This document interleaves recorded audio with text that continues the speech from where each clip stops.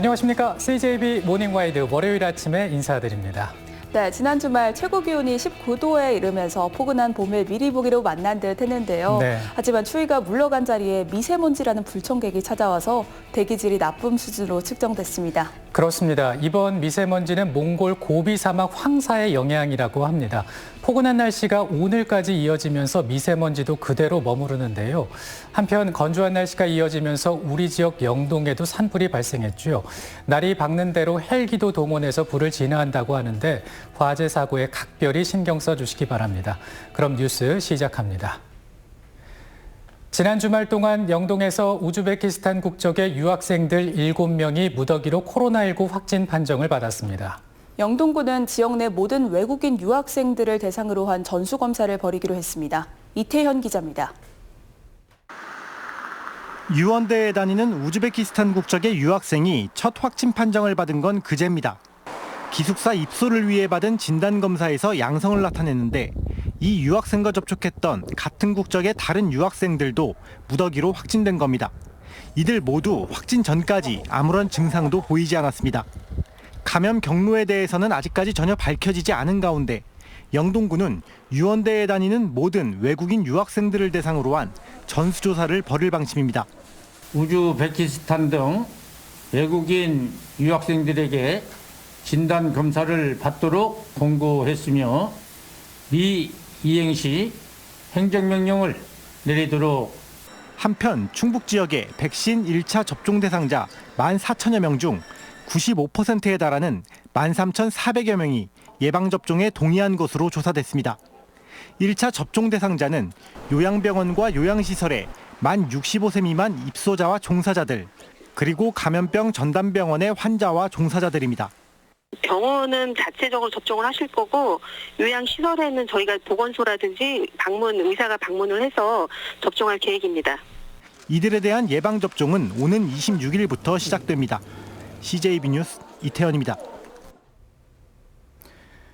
충주시의회가 합당한 보상을 요구하면서 충주댐 물값을 2년 넘게 묶어두고 있는데요. 이 같은 문제를 원천적으로 해결하기 위해서 국회에서 법 개정이 추진되고 있습니다. 30년 묵은 수건을 풀 수도 있어 보입니다. 신규식 기자입니다. 수자원공사가 충주댐에 물을 팔아서 거둔 수익 가운데 충주에 내놓는 출연금 비율은 20%, 1년에 70억 원 안팎으로 지난 2004년부터 20년 가까이 요지 부동입니다. 2중 3중의 규제로 인한 주민 피해를 보상하기에는 애시당초 어림없는 액수입니다. 여기에다 댐이 생기면서 초래된 기후변화로 인한 농업 피해는 청구서를 내밀지도 못하는 실정입니다. 권위주의적인 국가 권력이 나랏 일을 내세워 피해 주민들을 허투루 대하던 악습이 계속되고 있다는 비난도 이 때문입니다. 무려 35년이 지났습니다. 예전에 법을 만들다 보니까 그 물 관리권, 동양면에 원래 흐르던 물의 양만큼은 우리 물이어야 되는데 치수조차 못하는 거죠. 이런 가운데 국회 차원에서 관련법 개정이 급물살을 타고 있습니다. 법을 개정해 다른 지역의 몫을 빼앗지 않고도 피해 지역 주민들에게 돌아가는 몫을 크게 늘리자는 겁니다. 충주같이 발전량이 큰 대규모 댐 주변 지역에 대한 지원금은 대폭 상향이 됩니다. 여야의 이해 충돌이 없어 법 개정 가능성이 높다는 게 대체적인 관측입니다. 이런 가운데 충주댐 수익금의 지역 배분 비율은 강원 소양강댐의 절반, 경북 안동댐의 3분의 1에 불과하다고 합니다. CJB 뉴스 신규식입니다. 3년여 전 청주에서는 기록적인 폭우로 가경천과 성남천이 범람하는 등 도심 곳곳이 막대한 침수 피해를 입었는데요.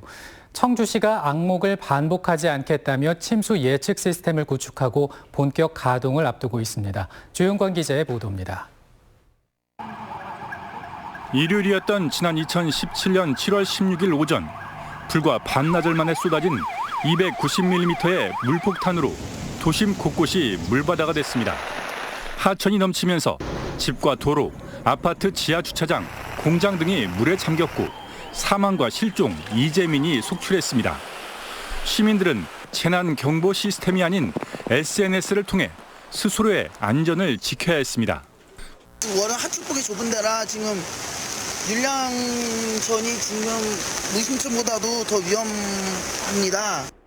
청주시가 폭우 시 침수를 예측해 선제적으로 대응하기 위한 재난안전 통합 플랫폼을 구축했습니다. 기상청의 강우 예보와 저지대와 소하천 등에 설치한 23개의 감지 센서, 7개 맨홀 주변의 수위계와 CCTV 등을 활용해 최대 6시간 전에 침수 지역을 예측하는 겁니다. 그만큼의 주민 대피나 침수 예방 활동을 할 수 있는 시간을 벌어보겠다는 겁니다. 침수 지역을 파란색으로 예측을 해서 표현한 그림이고요. 주민들께 상황 전파를 신속히 할 수 있어서 그 재난 대응에 필요한 시간을 확보할 수 있게. 재난안전 플랫폼은 사후 복구에 막대한 예산을 쏟아붓는 악순환을 끊기 위한 것으로 데이터의 정확성이 관건이 될 것으로 보입니다. 기상청 예보가 정확하지 않으면 저희가 구현하는 그 소프트웨어에서 정확한 자료가 수집이 안 되기 때문에 침수 예측 지역을 예상하기가 어려울 것 같습니다. 청주시는 침수에서 더 나아가 폭설과 블랙아이스, 산사태 등으로 재난안전 플랫폼의 활용도를 넓혀나갈 계획입니다.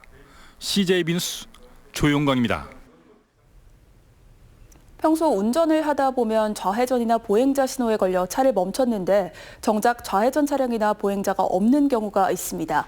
특히나 외곽의 한적한 길에서 이런 일이 많은데요.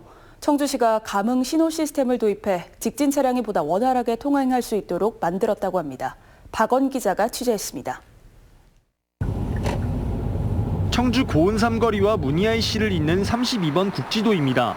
이 구간은 직진하는 차량들이 대부분입니다. 운전자들은 좌회전 차량이나 보행자가 없어도 정지 신호에 걸리면 다시 녹색불이 들어올 때까지 차를 멈춰야 했습니다. 하지만 앞으로는 불필요한 신호 대기 시간이 줄어들게 됐습니다.